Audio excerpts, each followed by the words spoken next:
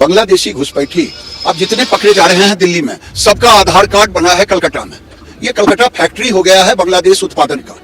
और ये vote bank और वो सब के सब वोट के समय में दिल्ली बम्बई सब जगह से भाग करके वोट देने आते हैं। এখানে গুন্ডা পাঠিয়ে দেওয়া হচ্ছে, বরাদ দিয়ে খুন করতে চলে যাচ্ছে, এইরকম লোক পাঠানো হচ্ছে। এটা বিএসএফ এর অনেক ভেতরকার কাজ। এর মধ্যে কেন্দ্রীয় সরকারের একটা ব্লুপ্রিন্ট আছে। আর বাংলাকে যদি মনে করে কেউ অনুপ্রবেশকারীদের ঢুকিয়ে আর তৃণমূল কংগ্রেসকে বদনাম করবো, এটা তৃণমূল কংগ্রেস করছে না। বাংলার পুলিশ যদি সহযোগিতা না করতো, কোনো জঙ্গি ধরা পড়তো না। এই জঙ্গিদের ঢুকিয়েছিল বর্ডার সিকিউরিটি ফোর্স বাংলাকে অশান্ত করার জন্য। 23 সালে 1500 ধরে দিয়েছিল বাংলাদেশিকে, 1400 কে জামিন দিয়ে দিয়েছে। এবছর প্রায় 1000 ধরে দিয়েছে বিএসএফ, 900 জনকে জামিন। ক্যান্টেন না দিয়ে 600 কিলোমিটার যে জমি, সেই জমিটা হ্যান্ডওভার করতে বলুন না। अगर कोई भी इन्फिल्ट्रेटर आता हुआ दिखता है, हमारी फौज बीएसएफ पूरी कार्रवाई करती है उसको रोकने के लिए। अभी पार्लियामेंट्री इलेक्शन के समय में लगभग 3 महीने के लिए 50% के लगभग फोर्स वहां से विड्रॉन थी। 164 ऐसे विलेजेस हैं जो कि फेंस के पार हैं और बिल्कुल सीमा पर स्थित हैं, और उनमें से कई घर तो ऐसे हैं जिनके थ्रू सीमा पास होती है। सीमा प्रहरियों के पास में ऐसा कोई भी इक्विपमेंट नहीं है जिससे कि उनके आइडेंटिटी पेपर्स को वेरीफाई कर लिया जाए। मैं ममता बनर्जी साहिबा की इस स्टेटमेंट को पूरी तरह से खारिज करता हूँ। এখানে গুন্ডা পাঠিয়ে দেওয়া হচ্ছে, বরাদ দিয়ে খুন করতে চলে যাচ্ছে, এইরকম লোক পাঠানো হচ্ছে। এটা বিএসএফ এর অনেক ভেতরকার কাজ। এর মধ্যে কেন্দ্রীয় সরকারের একটা ব্লুপ্রিন্ট আছে। আর বাংলাকে যদি মনে করে কেউ অনুপ্রবেশকারীদের ঢুকিয়ে আর তৃণমূল কংগ্রেসকে বদনাম করব, এটা তৃণমূল কংগ্রেস করছে না। বাংলার পুলিশ যদি সহযোগিতা না করতো, কোনো জঙ্গি ধরা পড়তো না। এই জঙ্গিদের ঢুকিয়েছিল বর্ডার সিকিউরিটি ফোর্স বাংলাকে অশান্ত করার জন্য। मैं ममता बनर्जी साहिबा की इस स्टेटमेंट को पूरी तरह से खारिज करता हूं। बीएसएफ अपना काम पूरी निष्ठा से कर रही है और वो कभी भी किसी भी इन्फिल्ट्रेटर को डेलिबरेटली अंदर आने के लिए एनकरेज नहीं करती, ना आने देती है। अगर कोई भी इन्फिल्ट्रेटर आता हुआ दिखता है, हमारी फौज बीएसएफ पूरी कार्रवाई करती है उसको रोकने के लिए। इन्फिल्ट्रेशन, इलीगल इन्फिल्ट्रेशन के कई कारण दूसरे हैं।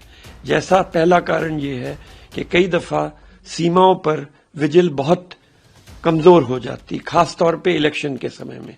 अभी पार्लियामेंट्री इलेक्शन के समय में लगभग 3 महीने के लिए 50% के लगभग फोर्स वहां से विड्रॉन थी। इससे सीमा पर विजिल बहुत कमजोर हो जाती है और इन्फिल्ट्रेटर्स को सीमा पर गैप मिल जाते हैं जिससे कि वो अंदर आ सके। इसके अलावा सीमा पर पूरे जो ईस्टर्न सेक्टर है 4000 किलोमीटर का, वहां पर 164 ऐसे विलेजेस हैं जो कि फेंस के पार हैं और बिल्कुल सीमा पर स्थित हैं, और उनमें से कई घर तो ऐसे हैं जिनके थ्रू सीमा पास होती है। तो ऐसे में बांग्लादेशी नेशनल्स के लिए बहुत आसान हो जाता है कि वो वहां पर आकर रहें और अपने उनके पास में नकली इंडियन आइडेंटिटी पेपर्स तैयार टाउट्स द्वारा करके दे दिए जाते हैं, और जब वो सीमा से फेंस से क्रॉस करने की कोशिश करते हैं तो सीमा प्रहरियों के पास में ऐसा कोई भी इक्विपमेंट नहीं है जिससे कि उनके आइडेंटिटी पेपर्स को वेरीफाई कर लिया जाए। तो ये कुछ कारण होते हैं और इसकी वजह से इन्फिल्ट्रेशन हो सकता है। इसलिए जरूरी है कि सीमा प्रहरियों को आइडेंटिटी पेपर्स आइडेंटिफाई करने के लिए, उनकी जेन्युइननेस आइडेंटिफाई करने के लिए कुछ ऐसा इक्विपमेंट दिया जाए जिससे कि वो बांग्लादेशी और भारतीय नेशनल्स की पहचान कर सकें और इलीगल एंट्री को रोक सकें। 23 সালে 1500 ধরে দিয়েছিল বাংলাদেশিকে, 1400 কে জামিন দিয়ে দিয়েছে। এবছর প্রায় 1000 ধরে দিয়েছে বিএসএফ, 900 জনকে জামিন দিয়ে দিয়েছে। এই কাজটা করতে বলুন। গ্যান্টেন না দিয়ে 600 কিলোমিটার যে জমি, সেই জমিটা হ্যান্ডওভার করতে বলুন না। बांग्लादेशी घुसपैठी अब जितने पकड़े जा रहे हैं दिल्ली में, सबका आधार कार्ड बना है कलकत्ता में। ये कलकत्ता फैक्ट्री हो गया है बांग्लादेश उत्पादन का। और ये वोट बैंक और वो सब के सब वोट के समय में दिल्ली बम्बई सब जगह से भाग करके वोट देने आते। एक और रैकेट मिला जो बांग्लादेशी इलीगल इमिग्रेंट भारत लाता था और वो यहाँ सेटल कराता था। ये रैकेट चल रहा था, कैसे वो बांग्लादेश से थ्रू नॉर्थ ईस्टर्न बॉर्डर से पहले मेघालय और उसके बाद दिल्ली लोग लेके आते थे और यहाँ पर उनको फेक और फोर्ज आइडेंटिटी कार्ड बनवाते थे। बंगाल कंसल्टेंट ने एक खास सुविधा शुरू की है जो आपको अपोलो हॉस्पिटल और Asian institute of nephrology and neurology तक आसानी से पहुंचने में मदद करेगी।